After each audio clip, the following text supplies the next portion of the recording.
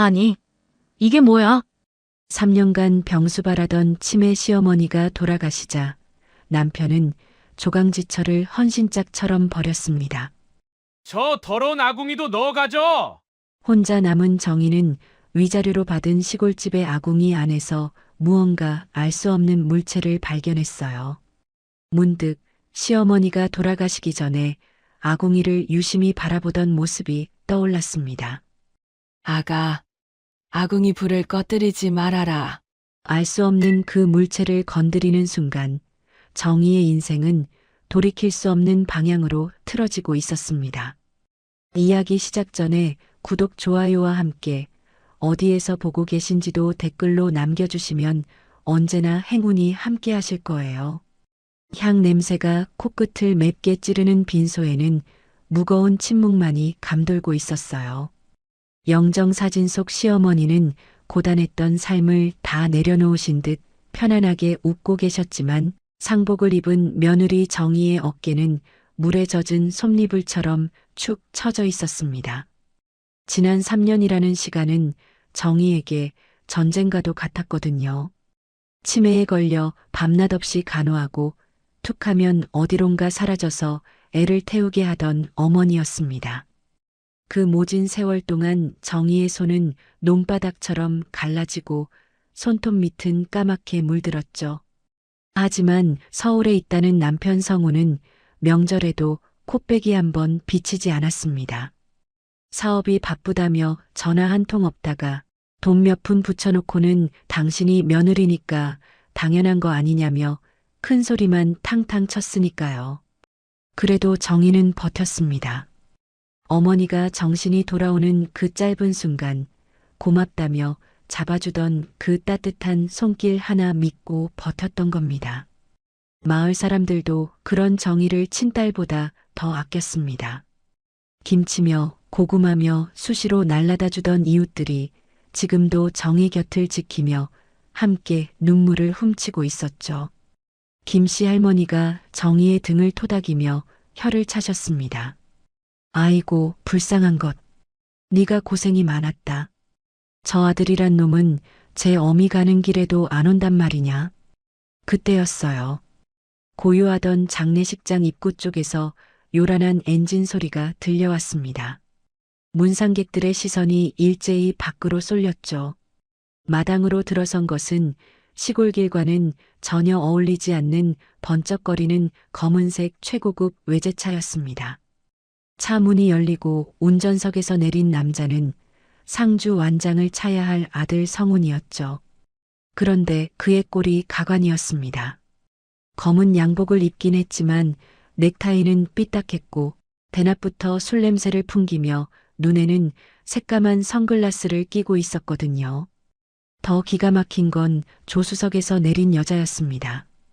짧은 치마에 높은 구두, 그리고 장례식장과는 전혀 어울리지 않는 새빨간 립스틱을 바른 젊은 여자, 최미주였죠.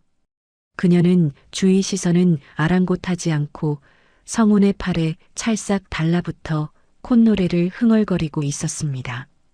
마당에서 전을 부치던 동네 아주머니들이 입을 딱 벌린 채 뒤집개를 떨어뜨리고 말았습니다.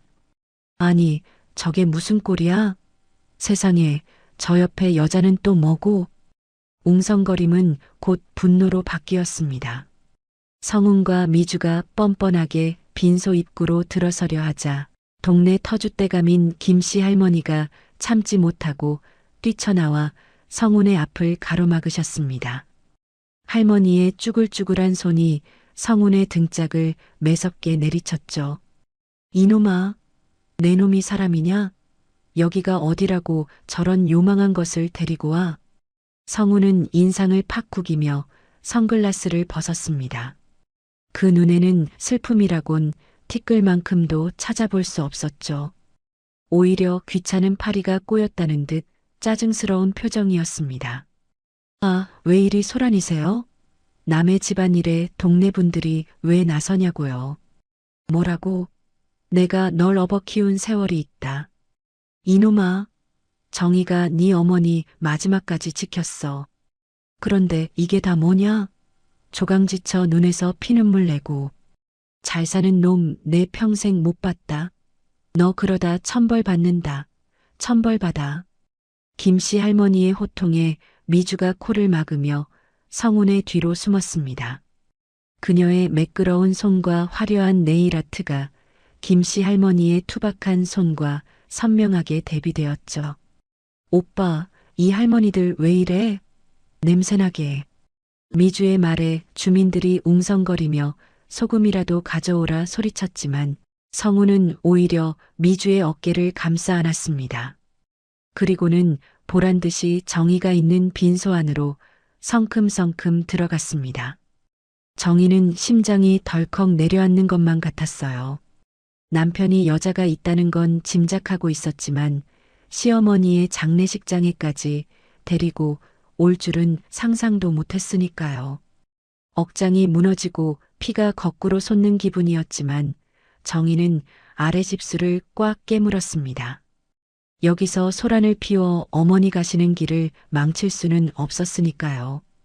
그때였습니다. 동네 아주머니들이 묵묵히 정의 곁으로 다가와 둥그렇게 벽을 쳐주셨습니다. 마치 정의를 저 더러운 것들로부터 보호하려는 듯이 말이죠. 옆집 아주머니가 정의의 거칠고 튼 손을 꼭 잡으며 큰 목소리로 말씀하셨습니다. 누가 뭐래도 우리한테 상주는 정의 너 하나뿐이다. 고생 많았다, 정의야. 그럼 그렇고 말고 밥은 먹었냐? 넌 뜨끈한 국 먹고 기운 차려. 저것들은 찬밥도 아깝다. 주민들은 화려하게 치장한 미주를 철저히 투명 인간 취급했습니다. 일부러 미주 발밑에 빗자루질을 하거나 따가운 눈총을 보내며 그녀가 낄 자리가 아님을 분명히 했죠. 미주는 기분이 상했는지 입을 삐죽거리며 휴대전화만 만지작거렸습니다. 그렇게 숨막히는 장례 절차가 모두 끝났습니다. 손님들이 하나둘 떠나가기 시작하자 성우는 기다렸다는 듯 본색을 드러냈습니다. 그는 정의가 앉아있는 마루 위로 누런 서류 봉투 하나를 툭 던졌습니다. 이제 어머니도 가셨으니 정리하자. 우리 이혼해. 정의는 떨리는 손으로 봉투를 집어들었습니다. 이혼 서류였습니다. 그리고 그 밑에 깔린 것은 낡아 빠진 등기 권리증 하나였죠. 위자료는 이 집 주는 걸로 퉁친다. 섭섭하지 않게 쳐준 거야. 옆에 서 있던 미주가 껌을 짝짝 씹으며 키득거렸습니다. 오빠, 근데 이런 귀신 나올 때서 어떻게 살아? 나는 절대 못 살아. 으스스해라. 땅값도 안 나오는 촌구석 집이지만 이것도 감지덕지 해야지. 우리 어머니 수발한 값이라고 생각해라. 정의의 눈에서 참았던 눈물이 뚝뚝 떨어져 이혼 서류를 적셨습니다. 가진 돈 한 푼 없이 늙고 병든 시어머니 수발만 들다가 이제 와서 헌신짝처럼 버려진다는 게 너무나 억울하고 분했습니다. 하지만 정의에게는 당장 변호사를 살 돈도 법을 따질 힘도 남아있지 않았습니다. 그저 서류 앞에서 힘없이 주저앉을 뿐이었죠. 이 광경을 지켜보던 한 남자가 있었습니다. 성운의 초등학교 동창이자 과수원을 하는 태진이었죠. 그는 묵묵히 장례 일을 돕다가 도저히 참을 수 없었는지 성큼성큼 다가와 성운의 멱살을 잡으려 했습니다. 야, 김성운, 나쁜 자식아. 네가 사람이냐? 정희 씨가 지난 3년 동안 어떻게 살았는데 네가 이래? 태진의 얼굴은 붉게 달아올라 있었습니다. 하지만 성우는 눈 하나 깜짝하지 않았죠. 오히려 태진의 손을 탁 쳐내며 구겨진 옷깃을 털어내듯 신경질적으로 매무새를 다듬었습니다. 이거 안 나? 남의 가정사에 제3자가 왜 끼어들어? 네가 뭐라도 돼? 성우는 씩씩거리는 태진을 위아래로 훑어보더니 코웃음을 쳤습니다. 표정 보니 아주 가관이네. 왜? 남의 마누라가 그렇게 불쌍하냐? 그럼 그렇게 안쓰러운 네가 데리고 살던가. 순간 태진이 주먹을 불끈 쥐었지만 성우는 멈추지 않았습니다. 오히려 재미있다는 듯 입꼬리를 올리며 말을 이어갔습니다. 그러고 보니 너희 둘이 아주 잘 어울리네. 촌구석에서 흙 파먹고 사는 것들끼리 수준도 딱 맞고 말이야. 이참에 둘이 한번 잘해봐. 내가 빠져줄 테니까. 성운의 입에서 나온 말은 인간의 언어가 아니었습니다. 정희는 치욕스러움에 온몸이 부들부들 떨렸습니다. 태진도 주먹을 꽉 쥐었지만 여기서 주먹을 휘둘렀다간 오히려 일이 더 커질까봐 입술만 깨물고 있었죠. 그때였습니다. 부엌 쪽에서 미주의 호들갑스러운 비명소리가 들려왔습니다. 어머, 오빠, 이리 좀 와봐. 요즘 세상에 아직도 이런 게 있어? 성운과 정희의 시선이 부엌으로 향했습니다. 집안을 펜션 구경하듯 휘젓고 다니던 미주가 부엌 아궁이 앞에 서서 놀란 표정을 짓고 있었습니다. 그녀는 손가락질을 하며 믿을 수 없다는 듯 깔깔거렸죠. 이거 아궁이 아니야?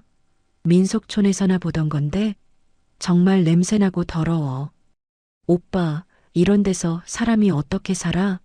원시인도 아니고. 미주는 구두굽에 흙이 묻을까봐 옷자락을 추스르며 요란을 떨었습니다. 그 모습을 본 성우는 정희를 향해 피식 헛웃음을 흘리며 비꼬았습니다. 유정이, 잘 봐둬라. 저 구질구질한 게 딱 네 수준이야. 내가 인심 썼다. 이 더러운 아궁이도 너한테 위자료로 줄게. 어때? 아주 감지덕지하지? 우린 필요 없으니까 이거나 끌어안고 평생 살아. 성우는 미주의 어깨를 감싸 안으며 귀찮다는 듯 짜증 섞인 목소리로 쏘아붙였습니다. 진짜 미주 보기 창피해서 원. 너 멍청하게 서 있지 말고 빨리 도장이나 찍어. 너 때문에 내 체면만 구기잖아. 얼른 찍고 끝내자고. 결국 정희는 무력감 속에서 쫓겨나듯 도장을 찍을 수밖에 없었습니다. 가자, 미주야. 여기 공기 탁해서 못 있겠다. 성우는 미주의 허리를 감싸 안고 차에 올라탔습니다. 이장님과 마을 사람들이 달려나와 천벌 받을 놈들, 벼락이나 맞아라 하며 욕을 퍼부었지만 고급 세단은 흙먼지만 잔뜩 날리며 마을을 빠져나갔습니다. 법적인 서류 앞에서 시골 노인들의 욕설은 아무런 힘이 없었습니다. 멀어지는 차의 붉은 미등이 어둠 속으로 완전히 사라질 때까지 정희는 텅 빈 마당에 덩그러니 앉아 있었습니다. 찬 바람이 불어와 낡은 상복 자락을 흔들었죠. 마당에 남은 건 비만 오면 줄줄 새는 100년 된 낡은 흙집, 그리고 30살의 시집과 청춘을 다 바친 대가로 남은 빈손뿐이었습니다. 정희는 무릎에 얼굴을 묻고 소리 없이 오열했습니다. 앞으로 어떻게 살아야 할지, 당장 내일 끼니는 또 어떻게 해결해야 할지 막막함이 파도처럼 밀려왔으니까요. 하지만 그녀는 아직 몰랐습니다. 자신이 버려졌다고 생각한 이 초라한 흙집이 시어머니의 깊은 뜻을 간직하고 있었다는 사실을 말이죠. 차가운 밤 공기 속에서 아궁이의 검은 입구가 마치 무언가를 말하려는 듯 고요히 입을 벌리고 있었습니다. 그날 밤 남편의 차가 떠나고 난 뒤 마당에는 짙은 어둠만이 남았습니다. 마치 세상의 모든 소리가 정희를 피해 숨어버린 것만 같았죠. 정희는 불도 떼지 않은 차가운 구들장 위에 몸을 뉘었습니다. 오늘 겪은 일의 충격으로 아궁이에 불을 넣을 기력조차 없었어요. 뼛속까지 스며드는 한기에 몸이 덜덜 떨려왔지만 마음의 추위에 비하면 아무것도 아니었습니다. 가만히 누워있자 낮에 들었던 남편의 비정한 말들이 다시 떠올랐습니다. 정희는 너무 억울해서 눈물조차 나오지 않았어요. 그저 이대로 잠들어서 내일 아침이 오지 않기를 바랄 뿐이었죠. 그때였습니다. 대문 밖에서 자박자박 발소리가 들리더니 누군가 부르는 소리가 들렸습니다. 아가 안에 있냐? 정희는 무거운 몸을 일으켜 방문을 빼꼼히 열어보았죠. 앞집 김씨 할머니와 옆집 아주머니였습니다. 김씨 할머니가 마루에 냄비를 내려놓으며 안쓰럽게 물었습니다. 정희가 부스스한 모습으로 나가자 할머니는 쯧쯧 혀를 차며 정희의 언 손을 덥석 잡았죠. 이 불쌍한 거사. 춥게 불도 안 떼고 그러고 있는 거야? 산 입에 거미줄 치면 안 된다. 산 사람은 살아야지. 이거라도 먹고 자거라. 냄비 뚜껑을 열자 갓 쪄낸 노란 고구마와 살얼음이 동동 뜬 동치미가 먹음직스럽게 담겨 있었습니다. 그 구수한 냄새를 맡자 뱃속이 쪼그라드는 것만 같았죠. 옆집 아주머니도 검은 봉지를 정희의 손에 쥐어주며 눈시울을 붉혔습니다. 혼자라고 밥 굶지 마. 이거 멸치볶음이랑 장조림 좀 했어. 밥심으로 버텨야지. 밥을 든든히 먹어야 저 썩을 놈들 보란 듯이 잘 살 거 아니야? 알았지? 맞다. 네가 무너지면 저것들이 얼씨구 좋다 한다. 독하게 마음 먹어. 내일이라도 꼭 챙겨 먹어라. 냉장고에 넣어둘게. 김씨 할머니와 옆집 아줌마는 반찬을 냉장고에 넣어주고는 꼭 잘 챙겨 먹으라고 신신당부를 하고는 대문을 나섰습니다. 멀어지는 그들의 뒷모습을 보며 정희는 참았던 눈물을 흘렸습니다. 가족이라던 남편은 나를 버렸는데 이웃들은 나를 살리려 하는구나. 그 따뜻한 마음이 고맙고 사무치는 시어머니에 대한 그리움에 정희는 몸서리가 처졌습니다. 그날 밤 정희는 시어머니가 쓰시던 낡은 베개를 끌어안고 밤새도록 뒤척였습니다. 다음 날 아침이 밝았습니다.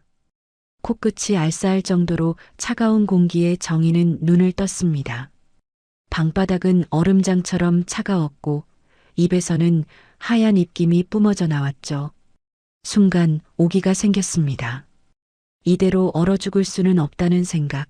아니, 죽더라도 따뜻한 밥 한 끼는 해먹고 죽어야겠다는 생각이 들었거든요. 그래. 사람 사는 곳에 온기라도 있어야지. 다시 불이라도 피우자. 정희는 손바지를 껴입고 부엌으로 나갔습니다. 지난 3년간 시어머니 병수발을 하며 매일같이 드나들었던 재래식 부엌. 어머니는 유독 아궁이 불을 좋아하셨습니다. 기름 보일러를 놔드린다고 해도 한사코 거절하시며 아랫목이 뜨끈해야 뼈마디가 풀린다 하셨죠.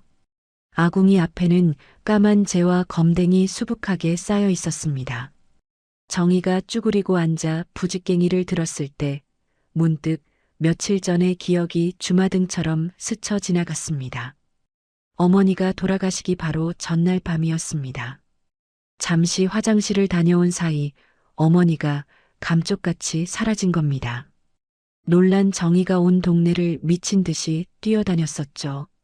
이장님과 마을 사람들이 횃불을 들고 찾았지만 보이지 않아 발을 동동 구르던 그때 허탕을 치고 집에 돌아와 보니 어머니가 바로 이 부엌 아궁이 앞에 멍하니 앉아 계셨습니다. 어머니, 세상에 어디 가셨던 거예요? 제가 얼마나 찾았는데. 정희가 놀란 가슴을 쓸어내리며 다가가자 어머니는 천천히 고개를 돌려 정희를 바라보셨습니다. 평소에 흐릿하고 멍한 눈빛이 아니었습니다. 그날따라 어머니의 눈동자는 깊은 우물처럼 맑고 또렷했죠. 어머니는 정희의 손을 잡으며 나직하게 말씀하셨습니다. 그냥 답답해서 바람 좀 쐬고 왔다. 아궁이가 식었구나. 정희야, 혼자 있더라도 따뜻하게 불을 잘 피우고 살아라. 알겠지? 당시엔 그저 치매 노인의 넋두리라 생각했습니다. 하지만 지금 생각해보니 그건 어머니가 남긴 마지막 당부였던 겁니다. 정희의 눈에서 굵은 눈물방울이 툭 하고 떨어져 검은재 위로 스며들었습니다. 네, 어머니. 저 이제 안 올게요. 따뜻하게 살게요. 정희는 눈물을 쓱 닦아내고 아궁이 속을 청소하기 시작했습니다. 묵은 재를 걷어내야 새 불을 지필 수 있으니까요. 부직갱이를 깊숙이 넣어 바닥을 긁어내는데 탕하고 걸리는 게 있었습니다. 둔탁한 돌소리가 아닌 맑고 날카로운 쇳소리가 부엌을 울렸습니다.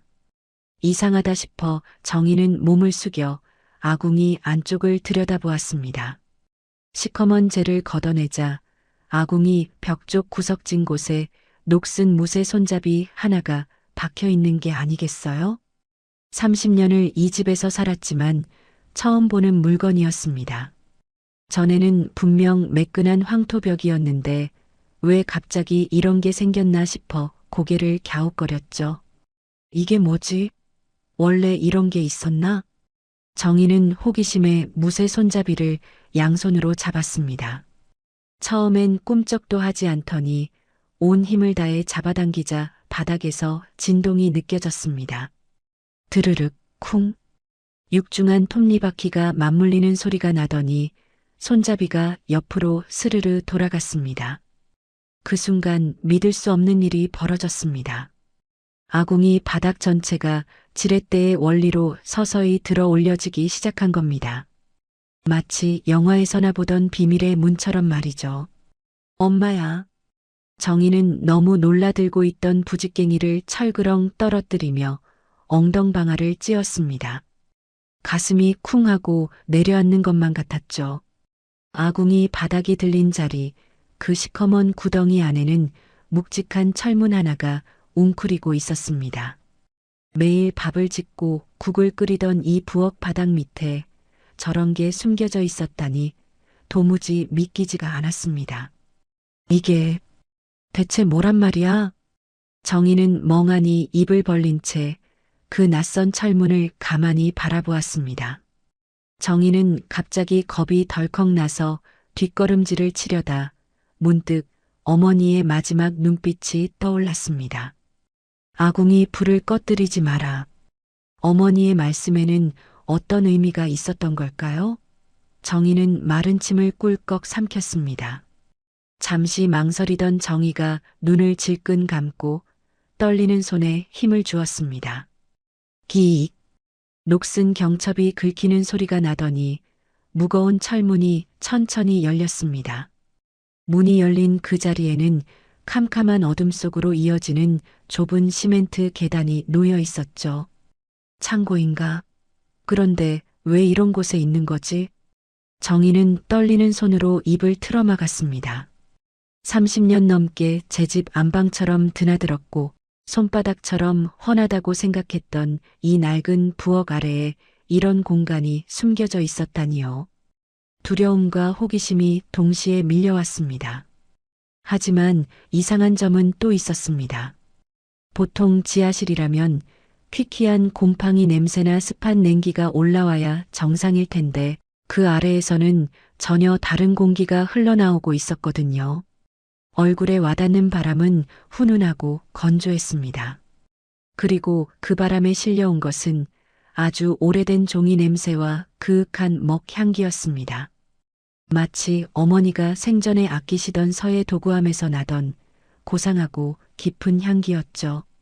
정희는 홀린 듯 자리에서 일어나 어두운 계단 입구로 한 걸음 다가갔습니다.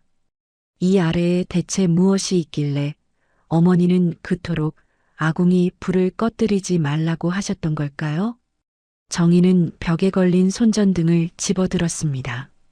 그리고 칠흑 같은 어둠 속으로 한 발 한 발 조심스럽게 계단을 내려갔습니다. 발밑에 닿는 시멘트 바닥은 차가웠지만 이상하게도 공기는 점점 더 포근해졌습니다. 지하 깊은 곳에서 불어오는 바람이라기엔 믿기 힘들 정도로 훈훈하고 건조했죠. 마치 누군가가 방금 전까지 군부를 떼고 있었던 것처럼 말이에요. 계단을 조심스럽게 내려가던 정희의 손끝에 무언가 딱딱한 것이 닿았습니다. 벽에 붙은 낡은 스위치였습니다. 스위치를 누르자 경쾌한 파열음과 함께 천장에 달린 조명들이 하나둘 깜빡거리며 켜지기 시작했습니다. 어둠이 걷히고 눈앞에 펼쳐진 광경에 정희는 숨을 멈추고 그 자리에 얼어붙고 말았습니다. 그곳은 단순한 창고가 아니었습니다. 100년 된 흙집의 지하를 통째로 뚫어 만든 그야말로 거대한 비밀 요새였습니다. 습기 하나 없이 쾌적한 공기, 은은하게 풍기는 묵향과 오래된 나무 냄새, 환한 불빛 아래 드러난 풍경은 가히 충격적이었습니다. 벽면을 가득 채운 짜맞춤 오동나무 선반 위에는 도자기들이 줄지어 놓여 있었습니다. 푸른 빛이 감도는 고려청자, 우유처럼 뽀얀 백자 다랑아리, 그리고 족자에 담긴 고서화들까지 미술품에 대해 잘 모르는 정의가 봐도 예사 물건이 아니라는 기품이 흘러넘쳤습니다. 이 초라한 시골집 지하에 왜 이런 게 있는 걸까요? 세상에. 어머니, 이게 다 뭐예요? 정희는 홀린 듯 벙커 안쪽으로 걸어 들어갔습니다.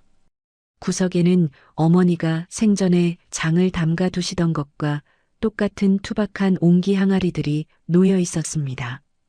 혹시나 하는 마음에 가장 큰 쌀독 뚜껑을 열어보았죠. 그 순간 정희의 눈이 휘둥그레졌습니다. 항아리 안에는 쌀이 아니라 누런 종이에 쌓인 묵직한 금괴들이 차곡차곡 쌓여 있었습니다. 그 옆 항아리에는 강남 개발 시절에 누렇게 변색된 땅 문서들이 들어 있었고요. 도무지 현실 같지가 않았습니다.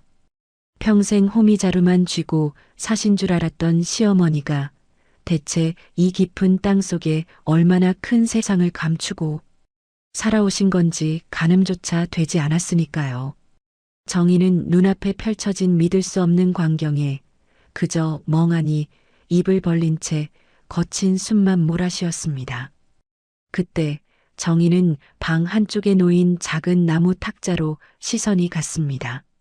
그 위에는 어머니가 생전에 쓰시던 돋보기 안경과 낡은 만년필, 그리고 하얀 편지 봉투 하나가 놓여 있었습니다. 봉투 겉면에는 익숙하고도 그리운 필체로 글자가 적혀 있었죠. 내 딸 정희에게. 정희는 떨리는 손으로 봉투를 열었습니다. 종이를 펼치자 어머니의 쩌렁쩌렁한 목소리가 들리는 듯 했습니다. 내 딸 정희야. 네가 이 글을 읽고 있다면 기어이 끝까지 차가운 아궁이 앞을 지키고 있었겠구나. 내 그럴 줄 알았다. 정희는 첫 문장부터 목이 메어왔습니다. 정희야.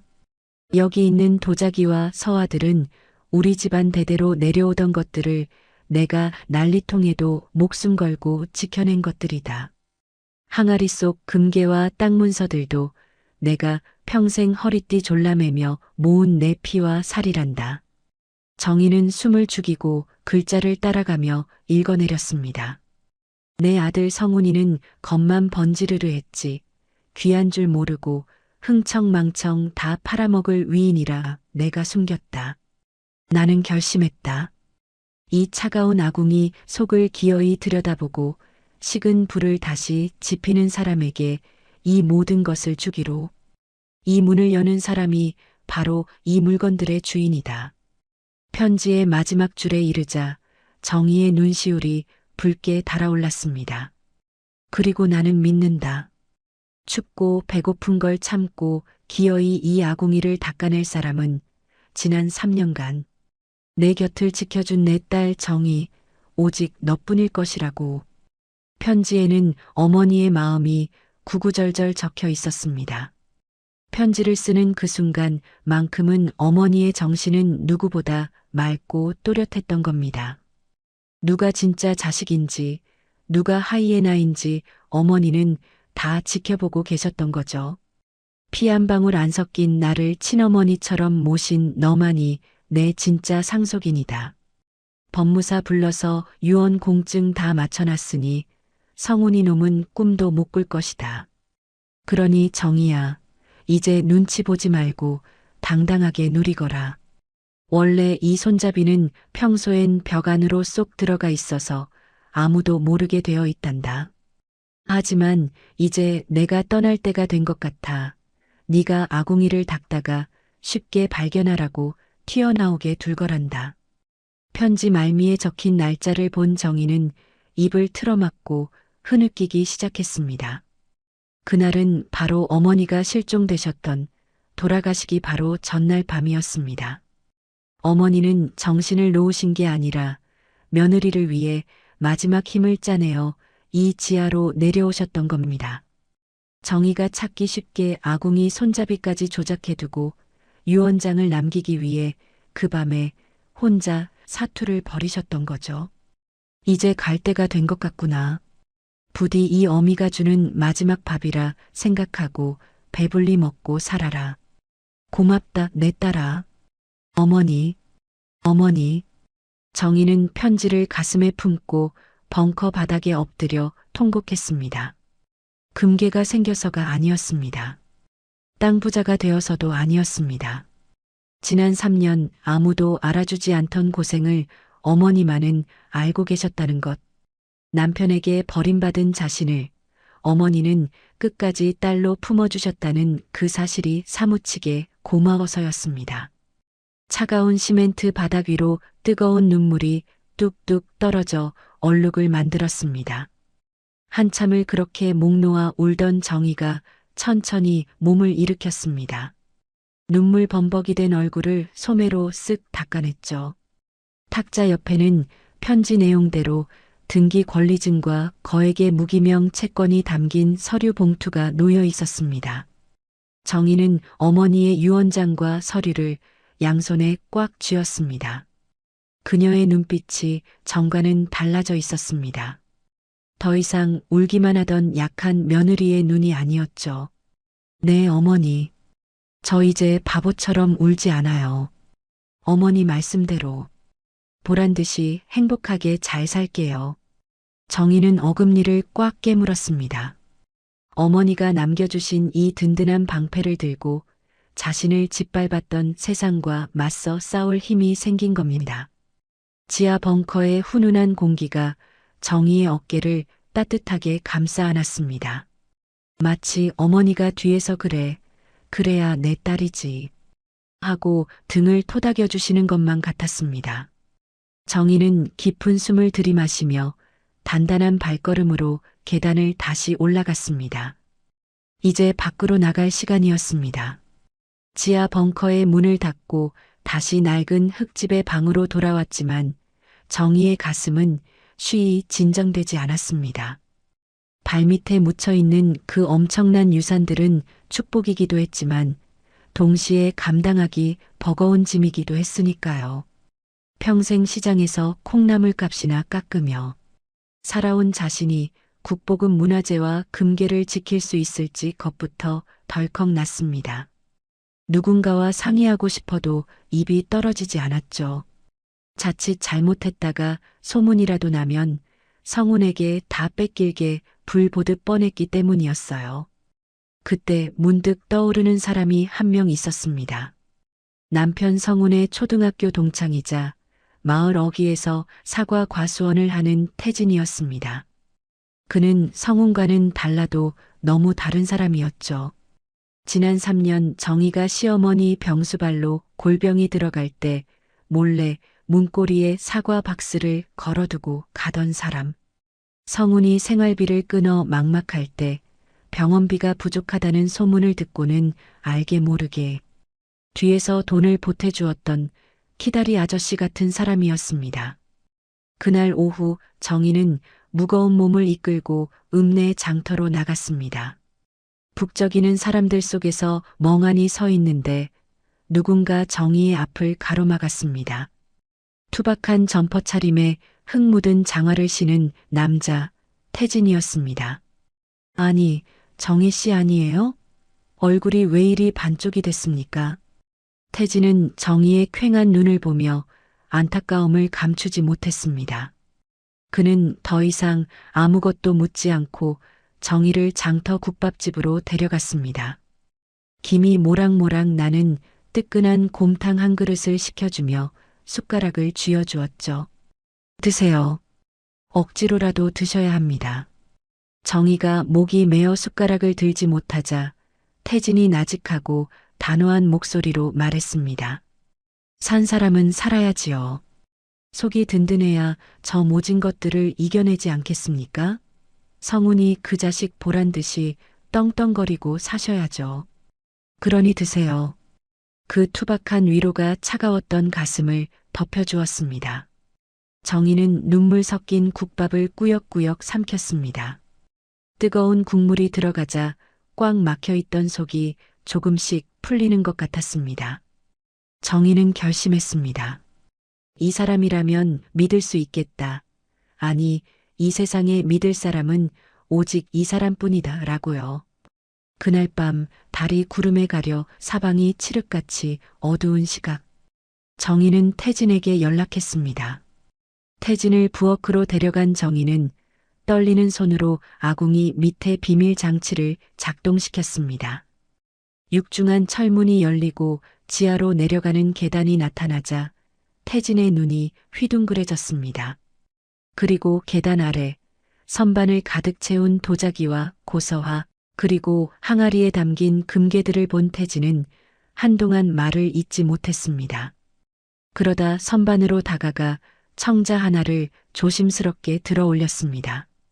주머니에서 작은 라이트를 꺼내 도자기의 밑바닥을 비춰보는 그의 눈빛이 순간 매섭게 변했습니다. 세상에, 정희 씨. 태진이 떨리는 목소리로 정희를 돌아보았습니다. 이거 인사동에서도 전설로만 듣던 물건들입니다. 부르는 게 값진 진품들이에요. 그는 도자기를 봄을 다루듯 조심스레 내려놓으며 떨리는 눈빛으로 정희를 바라보았습니다. 정희는 어머니가 남기신 편지를 태진에게 보여주며 목이 맨 소리로 말했죠. 어머니가 평생을 바쳐 모으신 거래요. 혹시나 성운 씨가 알면 다 팔아먹을까봐 돌아가시는 날까지 이 캄캄한 땅 속에 숨겨두셨던 거예요. 저 살라고, 저 굶지 말고 살라고 이걸 다 주고 가셨어요. 태진은 잠시 말을 잇지 못하고 편지와 도자기를 번갈아 보았습니다. 그의 눈에 깊은 존경심이 서렸습니다. 어르신이 정말 대단한 분이셨군요. 치매셨지만 속으로는 며느리 살릴 길을 다 닦아놓고 계셨던 겁니다. 태진은 다시 한번 도자기를 어루만지며 확신에 찬 목소리로 말했습니다. 정희 씨, 성운이 그 멍청한 자식은 상상도 못할 복을 제 발로 걷어찬 겁니다. 이건 단순한 골동품이 아니에요. 국보급입니다. 태진은 흥분을 가라앉히고 정희를 안심시켰습니다. 그는 즉석에서 이 물건들을 어떻게 안전하게 지키고 또 어떻게 조금씩 현금화해서 정의의 기반을 닦을지 치밀한 계획을 설명해 주었습니다. 그의 설명을 듣고 있자니 막막했던 앞길에 등불이 켜지는 기분이었습니다. 정희 씨, 이거 절대 성운이 귀에 들어가선 안 됩니다. 그놈이 알면 다 빼앗아 먹으려 들 거예요. 태진은 정희의 눈을 찬찬히 바라보며 말했습니다. 그리고 걱정 마세요. 제가 제 명예를 걸고 정희 씨와 이 물건들 끝까지 지켜드리겠습니다. 그 누구도 함부로 건드리지 못하게 할 겁니다. 늦은 밤 외부와 단절된 벙커 안은 고요했습니다. 정희가 태진의 투박하지만 섬세한 손을 바라보며 넌지시 물었습니다. 태진 씨, 농사만 지으신 손 같지가 않아요. 예전에 무슨 일을 하셨길래 도자기에 대해서 그렇게 잘 아세요? 태진은 쑥스러운 듯 씁쓸한 미소를 지으며 깍지 낀 손을 내려다보았습니다. 사실 제가 귀농하기 전에는 서울 인사동에 있었습니다. 그가 털어놓은 과거는 놀라웠습니다. 한때 태진은 인사동 골동품 거리에서 신의 눈이라 불리던 전설적인 감정사였습니다. 가짜와 진짜를 단번에 가려내는 그의 능력은 타의 추종을 불허했고 수많은 수집가가 그를 모셔가려 줄을 섰다고 했습니다. 화려하고 성공한 삶이었죠. 하지만 태진의 목소리는 점점 낮고 쓸쓸해졌습니다. 매일이 살얼음판 같았습니다. 돈과 명예에 취해 살았죠. 그러다 보니 정작 제 곁에 있는 가장 소중한 사람을 보지 못했습니다. 그의 눈가에 물기가 어렸습니다. 제 아내가 많이 아팠거든요. 그런데 저는 그 잘난 눈으로 도자기의 흠집은 기가 막히게 찾아내면서 정작 아내의 속이 썩어 들어가는 건 보지 못했습니다. 돈을 벌어다 주면 행복한 줄 알았는데 아내의 생명 앞에서는 그 모든 게 휴지 조각보다 못하더군요. 태진은 아내를 먼저 떠나보내고 느꼈던 참담한 심정을 담담하게 고백했습니다. 텅 빈 마음을 채울 길이 없어 아내가 생전에 그토록 좋아했던 흙냄새를 맡으러 모든 걸 버리고 고향으로 도망치듯 내려왔다고 했습니다. 정희는 말없이 고개를 끄덕였습니다. 가족을 위해 헌신하다 버림받은 자신과 성공을 줬다 가족을 잃은 태진. 두 사람은 서로 다른 듯 했지만 가슴속에 깊은 상실의 구멍을 안고 산다는 점에서 묘하게 닮아 있었습니다. 정희의 눈시울이 붉어졌습니다. 그의 아픔이 마치 내 아픔처럼 저릿하게 다가왔기 때문입니다. 정희 씨를 보면 먼저 떠난 제 아내 생각이 많이 났어요. 고생만 하다가 간 사람이라 정희 씨가 힘들어하는 걸 보면 더 챙겨주고 싶은 마음이 들었나 봅니다. 태진은 부드러운 눈웃음을 지으며 정희를 바라보았습니다. 그 눈빛에는 연민을 넘어선 깊은 신뢰와 다정함이 담겨 있었습니다. 정희 씨는 이제 혼자가 아니에요. 저 믿으세요. 오늘은 발 뻗고 편히 주무십시오. 오랜만에, 정말 아주 오랜만에 느껴보는 정중한 배려와 보호였습니다. 남편에게서도 받아본 적 없는 따뜻한 위로에 정희의 꽁꽁 얼어붙었던 마음이 녹아내리는 것 같았습니다. 가슴속 깊은 곳에서 쿵하고 작은 불씨 하나가 피어올랐습니다. 그것은 든든함이었고 동시에 설렘이기도 했습니다. 어머니가 남겨주신 건 보물뿐만이 아니었습니다. 이 사람 박태진이라는 든든한 울타리도 함께 보내주신 게 아닐까 하는 생각이 들었습니다. 어두운 밤이었지만 정희의 마음에는 비로소 환한 달이 뜬 것만 같았습니다. 태진의 치밀한 계획 덕분에 정희의 삶은 하루가 다르게 윤기가 돌기 시작했습니다. 태진은 벙커에 있던 금괴 하나를 아주 조심스럽게 처분해 주었고 그 자금은 정희가 새 삶을 시작하는 든든한 마중물이 되었죠. 겉으로 보기에 100년 된 흙집은 여전히 낡고 투박한 모습 그대로였습니다. 하지만 그 속은 완전히 달라졌습니다. 외풍이 심해 코끝이 시리던 방에는 최신식 단열재가 들어갔고 허술했던 대문과 창문에는 도둑 고양이 한 마리 얼씬 못할 보안 시스템이 갖춰졌으니까요. 달라진 것은 집뿐만이 아니었습니다. 3년 내내 보라색 헌 누비잠바만 걸치고 다니던 정희의 모습도 몰라보게 화사해졌습니다. 태진이 읍내 옷가게에서 선물한 은은한 살구색 개량 한복을 입고 목에는 질 좋은 실크 스카프를 두른 정희가 마실을 나오자 동리가 발칵 뒤집혔습니다. 화장기 없는 맨얼굴인데도 피부에서 광이 났고 움츠러들었던 어깨가 펴지니 본래의 기품이 살아난 것입니다. 세상에 저게 누구야? 정희 아니야? 아이고 사람이 옷이 날개라더니 원래 귀티나던 사람이 이제야 인물 났네. 인물 났어. 마을 정자나무 아래 모여있던 할머니들은 정희를 보며 입을 다물지 못했습니다. 그뿐만이 아니었죠. 요즘 마을에는 핑크빛 소문이 몽글몽글 피어오르고 있었습니다. 주말이면 태진이 작업복 차림으로 나타나 정인의 무너진 담장을 고쳐주고 정인은 땀 흘리는 태진에게 시원한 콩국수를 내어주는 모습이 심심찮게 목격되었거든요. 저기 좀 봐. 태진이 저놈 자기 과수원 일은 뒷전이고 정인의 집 수리하느라 아주 살판났어. 그러게 말이다. 태진이 저거 마누라 먼저 보내고 호라비로 청승맞게 사는 거 볼 때마다 내 속이 다 아리더만. 이제야 임자 제대로 만났어. 김씨 할머니가 흐뭇한 표정으로 고개를 끄덕였습니다. 아이고, 보기 좋다. 성훈이 그 썩을 놈보다 우리 태진이가 인물도 마음 씀씀이도 1000배는 낫지. 암만 그렇고 말고 우리끼리만 알고 있지 말고 이참에 둘이 국수 먹게 확 밀어줍시다. 김씨 할머니와 동네 어르신들은 두 사람을 이어주기 위해 작당 모의를 하며 즐거워하셨습니다. 정희의 얼굴에도 태진의 얼굴에도 웃음꽃이 피어나는 평화로운 나날이었습니다. 반면 서울 강남의 한 오피스텔 사무실은 그야말로 아수라장이었습니다. 성훈이 벌린 식품 사업은 자금줄이 막혀 부도 위기에 처해 있었습니다. 그런데도 눈치 없는 내연녀 미주는 법인 카드로 명품 가방을 긁어대고 호캉스를 즐기느라 카드 한도를 초과시켜 버렸죠. 결국 빚쟁이들이 사무실로 들이닥쳤습니다. 김성훈 사장 나오라고 해.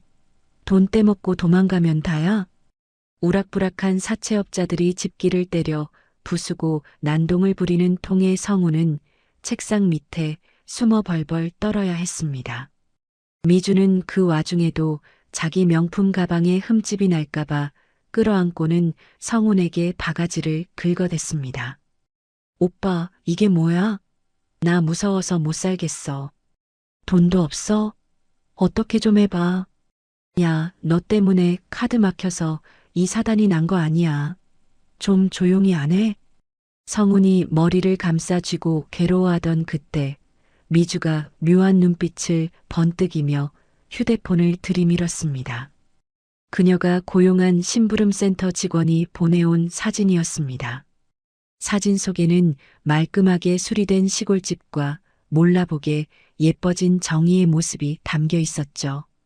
오빠, 이것 봐. 그 총구석 여자가 집을 싹 뜯어고쳤대. 때깔도 아주 부잣집 마님이야. 성훈이 눈을 의심하며 사진을 들여다보았습니다. 분명 위자료 한 푼 안 주고 내쫓았는데 정희가 무슨 돈으로 저런 공사를 했는지 도무지 이해가 가지 않았습니다. 이 여자가 돈이 어디서 났지? 땡전 한 푼 없을 텐데. 미주가 성훈의 팔을 잡아 끌며 탐욕스럽게 속삭였습니다. 내 말이 그 말이야. 분명 노인네가 숨겨둔 쌈짓돈이 있었을 거야. 아니면 그 집 구석 어디에 보물이라도 묻혀 있는 거 아니야? 오빠, 우리 당장 내려가자. 가서 뺏어오자고. 돈 냄새를 맡은 하이에나들의 눈이 번들거렸습니다. 성훈은 혹시나 싶어 시골 이장님에게 전화를 걸었습니다. 염치 따윈 이미 팔아먹은 지 오래였죠. 여보세요? 이장님, 저 성훈인데요. 정희 그 사람이. 하지만 수화기 너머로 들려온 이장님의 목소리는 싸늘하기 그지없었습니다. 아이고, 누구신가 했더니 천하의 불효자놈 아니냐? 정희는 태진이랑 깨볶고 사느라 바쁘니까 다시는 전화하지 말아라. 전화는 뚝 끊어졌습니다. 성훈의 얼굴이 불그락 푸르락해지더니 이내 질투와 분노로 일그러졌습니다. 자신이 버린 여자지만 친구 태진과 잘 지낸다는 소리에 자존심이 상한 겁니다. 뭐야? 태진이 이 자식이 내 여자랑 내 돈을 가로챈 거야? 성훈은 말도 안 되는 질투심과 탐욕에 눈이 멀어버렸습니다. 그는 자리를 박차고 일어났습니다. 미주 역시 챙길 수 있는 귀금속을 주섬주섬 챙겨들고 성훈을 따라 나섰죠. 두 사람은 곧장 차를 몰아 시골로 향했습니다. 몇 시간 뒤 흙먼지를 날리며 성훈의 차가 시골집 대문 앞에 멈춰 섰습니다. 성훈과 미주는 차에서 내리자마자 닫힌 대문을 발로 쾅쾅 걷어찼습니다. 아, 유정이, 문 열어. 안에 있는 거 다 알아. 어머, 문 잠근 거 봐. 도둑 제발 저리나 보네. 빨리 문 안 따. 두 사람이 고래고래 소리를 지르며 행패를 부리기 시작했습니다. 그러자 마당 구석에서 낮잠을 자던 동네 강아지 누렁이와 백구들이 몰려들었습니다. 평소엔 순한 녀석들이었지만 이날따라 이빨을 드러내며 사납게 지저댔죠. 미주가 기겁하며 팔짝팔짝 뛰었습니다. 그러다 그녀가 신은 굽 높은 하이힐이 흙탕물 웅덩이를 밟고 말았죠. 야, 엄마야, 저리 안 가? 내 구두. 이거 비싼 건데. 더러워 죽겠네, 진짜. 미주가 진흙 튀긴 다리를 털며 총극을 벌이는 사이 굳게 닫혀있던 대문이 벌컥 열렸습니다. 그 안에서 걸어 나온 사람은 정의가 아니었습니다. 어깨가 떡 벌어진 건장한 체격의 남자, 태진이 저음의 목소리로 그들을 내려다보고 있었죠. 누구십니까? 남의 집 대문 앞에서 무슨 행패입니까? 태진의 서슬 퍼런 눈빛에 성훈이 잠시 움찔했습니다. 하지만 이내 친구라는 얄팍한 관계를 내세워 목소리를 높였죠. 아니, 네가 왜 거기서 나와? 이 자식이 진짜 돌았나? 너 정의하고 무슨 사이야? 성훈은 태진을 노려보며 비아냥거렸습니다. 그 눈에는 내 것을 빼앗겼다는 소유욕과 질투심이 이글거리고 있었죠. 태진은 그런 성훈을 한심하다는 듯 바라보며 차갑게 대꾸했습니다. 이제 법적으로 남남인데 네가 알 거 없잖아. 그리고 여긴 이제 내 집 아니야. 당장 돌아가. 뭐야? 내가 내 전 마누라 보러 왔다는데 네가 뭔데 막아? 비켜. 성훈이 태진을 밀치고 안으로 들어가려던 찰나였습니다. 태진의 등 뒤에서 또 다른 그림자가 걸어 나왔습니다. 정이었습니다. 하지만 예전에 그 주눅 들고 눈치만 보던 정의가 아니었습니다. 허리는 꼿꼿했고 시선은 흔들림이 없었으며 손에는 빗자루를 단단히 쥐고 있었죠. 그녀의 눈빛은 서리빨처럼 차가웠습니다. 내 집이야. 법적으로 다 끝났어. 남의 집에서 행패 부리지 말고 당장 나가. 정의의 당당한 일갈에 성훈과 미주는 순간 말문이 막히고 말았습니다. 이 낡은 집의 진짜 주인이 누구인지, 그리고 더 이상 예전의 호락호락한 정의가 아님을 본능적으로 느낀 것입니다. 아니, 이 여편니가 진짜 돌았나? 어디서 눈을 동그랗게 뜨고 대들어? 성훈은 분을 이기지 못하고 손을 번쩍 치켜들었습니다. 정의가 반사적으로 눈을 질끈 감으려는 찰나였습니다. 허공을 가르던 성훈의 손목이 누군가의 투박하고 거친 손에 턱하니 잡혔습니다. 태진이었습니다. 으악, 이거 안 나? 성훈이 비명을 지르며 몸을 비틀었지만 과수원 일로 다져진 태진의 악력은 쇠고집처럼 단단했습니다. 태진은 성훈의 팔을 뒤로 꺾으며 낮고 묵직한 목소리로 으르렁거렸습니다. 내 여자한테 손대지 마라. 그 한마디가 마당의 공기를 순식간에 바꿔놓았습니다. 성훈의 심장이 쿵 하고 내려앉았습니다. 혹시나 했던 둘의 사이가 단순한 관계는 아니었던 거죠. 모든 사람 앞에서 정의가 내 사람임을 공표하는 더없이 든든하고 확실한 보호 선언이었죠. 태진은 성훈을 거칠게 밀쳐내며 싸늘하게 쏘아붙였습니다. 남의 집에서 행패 부리지 마. 이 집 주인은 엄연히 정희 씨야. 그리고 너하고는 이제 남남이다. 다시는 이 집에 얼씬거리지 마. 성훈은 비틀거리며 중심을 잡고는 기가 차다는 듯 헛웃음을 터뜨렸습니다. 얼굴이 시뻘개져서 삿대질을 해댔죠. 기가 막혀서. 야, 박태진. 너 지금 누구랑 뭐 어쩐다고? 와, 어이가 없네. 성훈은 적반하장으로 나오며 길길이 날뛰었습니다. 하지만 태진은 눈 하나 깜짝하지 않고 성훈을 위압적인 눈빛으로 내려다보았습니다. 감정사 시절 수많은 가짜들을 걸러내던 그 서슬 퍼런 눈빛에 성훈은 저도 모르게 주춤하고 말았습니다. 그때였습니다. 마을 어귀에서 요란한 기계음이 들려왔습니다. 비켜라, 비켜. 마을 청년회원들이 트랙터 세대를 몰고 와 성운의 고급 승용차 앞뒤를 꽉 막아버렸습니다. 트랙터 위에서 청년회장이 씩씩거리며 내려왔습니다. 여기가 어디라고 와서 행패야? 정희 누님 괴롭히면 우리가 가만 안 있는다고 했지. 삽과 몽둥이를 든 동네 청년들이 성운을 둥그렇게 에워쌌습니다.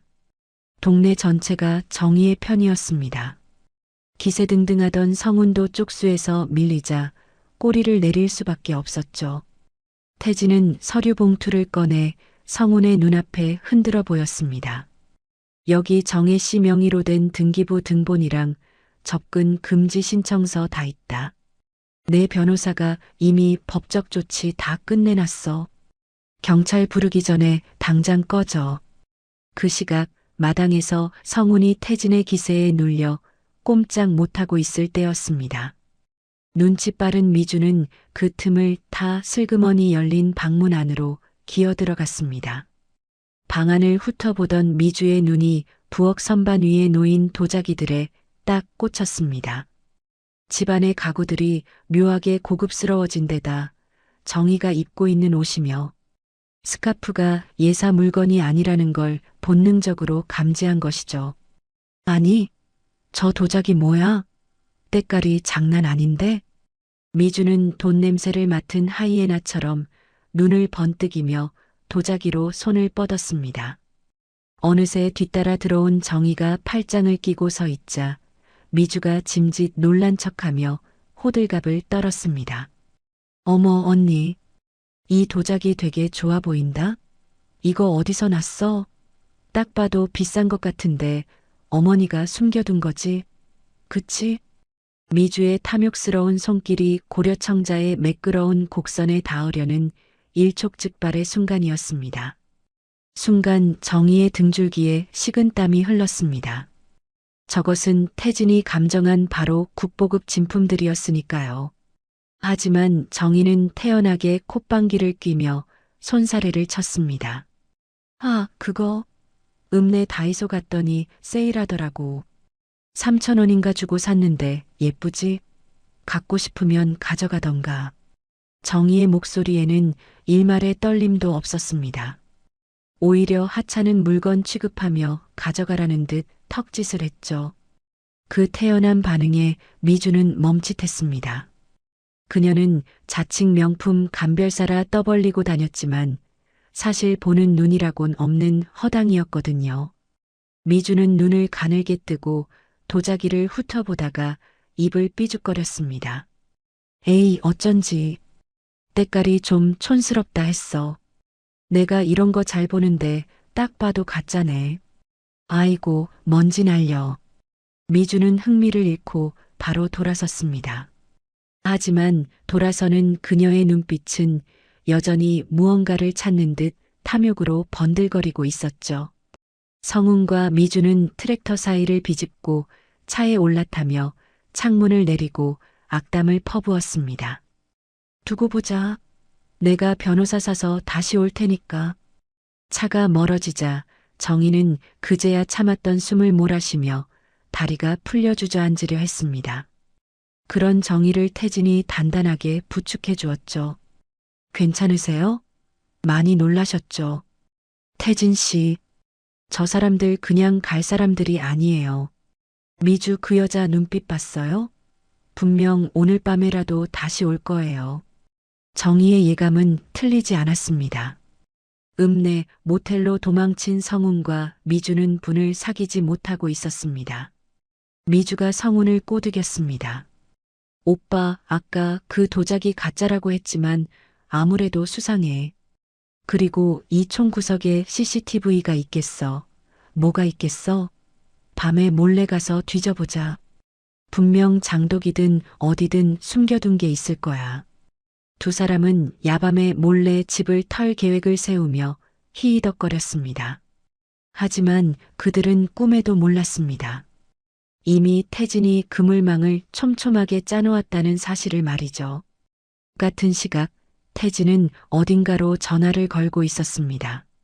그의 표정은 사냥을 앞둔 맹수처럼 차분하고 서늘했습니다. 네, 서장님. 접니다. 오늘 밤입니다. 쥐새끼들이 덫을 물러올 겁니다. 네, 잘 부탁드립니다.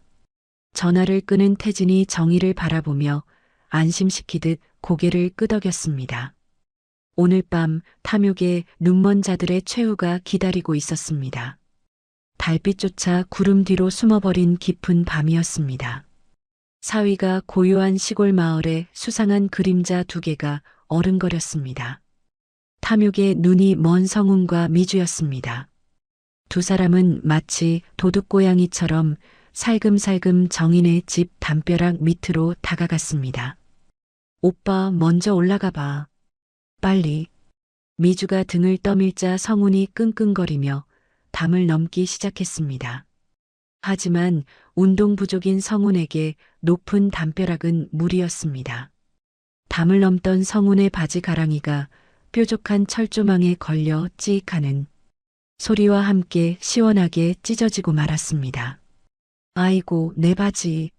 이거 비싼 건데. 성훈이 울상을 지으며 마당으로 굴러떨어졌습니다. 뒤이어 미주가 따라 들어왔지만 그녀 역시 꼴이 말이 아니었습니다. 잔뜩 멋을 부리고 신고 온 명품 하이힐이 어제 내린 비로 질퍽해진 마당 흙구덩이에 푹푹 빠져버린 것입니다. 아이씨, 내 구두. 진짜 짜증나게. 미주는 발을 뺄 때마다 휘청거렸고 그 모습은 흡사갯벌에 빠진 개처럼 우스꽝스러웠습니다. 하지만 두 사람의 눈은 이미 이성을 잃은 상태였습니다. 그들은 흙 묻은 신발은 아랑곳하지 않고 마당을 이잡듯이 뒤지기 시작했습니다. 내 생각엔 분명 장독대나 부엌 쪽일 것 같아. 오빠는 저쪽 헛간 좀 뒤져봐. 미주는 장독대로 달려가 무거운 항아리 뚜껑들을 닥치는 대로 열어젖혔습니다.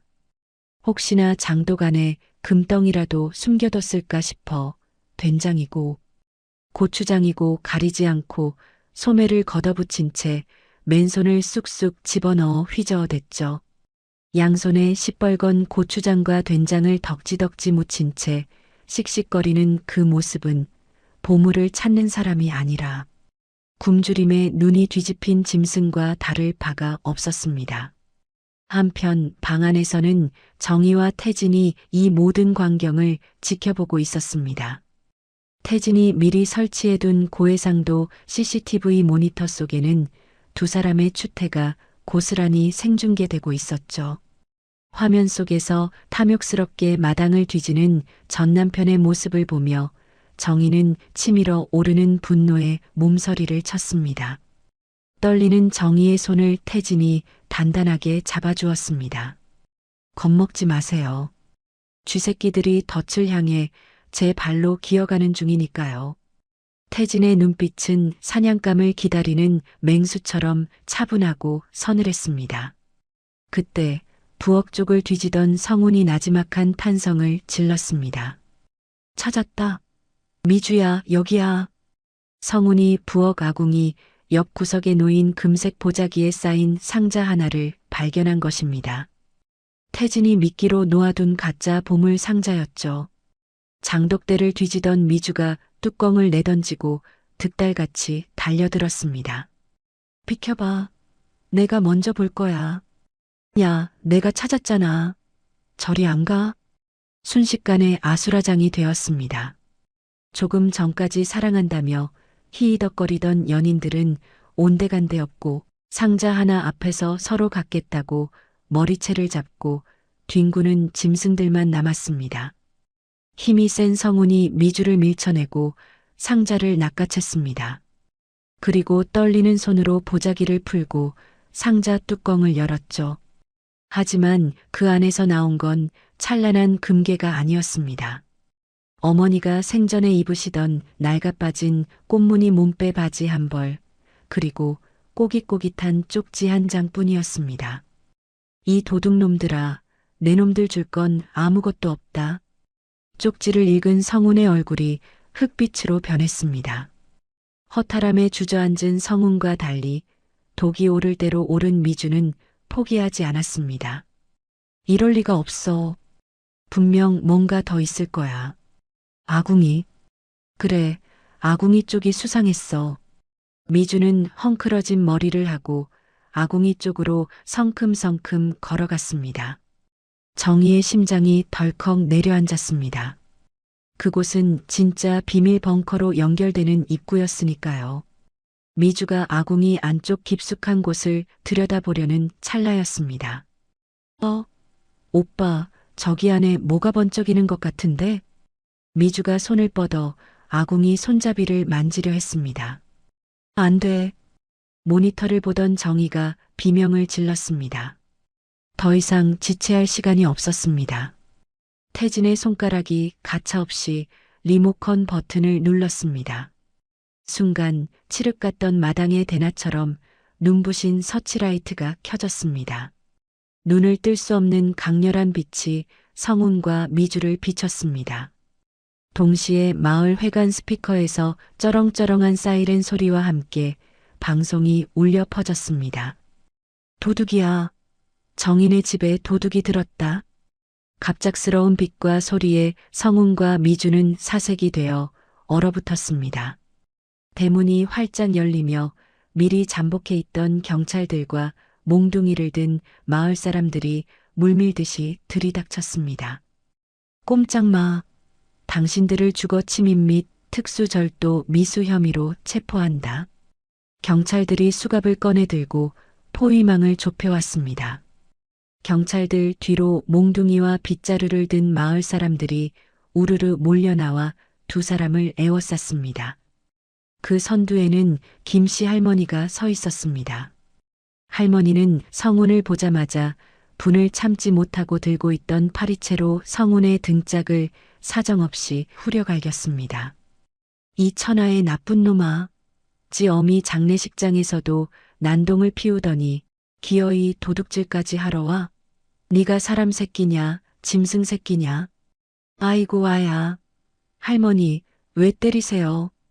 성운이 비명을 질렀지만 이번에는 옆에 있던 이장님이 혀를 차며 호통을 쳤습니다. 내 이놈, 내가 너 코 흘릴 때부터 봤는데 어떻게 이렇게 막대 먹은 놈이 됐어? 지하에 계신 내 부모님 얼굴 볼 낯도 없냐? 이놈아. 맞아, 너 천벌 받는다. 정신 차려라. 어릴 적부터 자신을 보아온 동네 어르신들의 서슬 퍼런 꾸짖음은 계속되었습니다. 그때 방 안에서 정희와 태진이 걸어 나왔습니다. 태진은 싸늘한 표정으로 쭈그러든 성운을 내려다보며 말했습니다. 주거 침입에 기물 파손, 거기다 절도 미수까지. CCTV에 아주 예쁘게 다 찍혔네. 콩밥 좀 먹어야겠다, 친구야. 상황이 불리해지자 미주는 성운을 경찰 쪽으로 확 떠밀었습니다. 이거 다 오빠가 시킨 거예요. 난 그냥 따라왔다니까요. 난 모르는 일이에요. 미주는 혼자 살겠다고 비명을 지르며 뒷문 쪽으로 내달렸습니다. 하지만 급하게 뛰던 그녀의 하이힐이 꼬이고 말았습니다.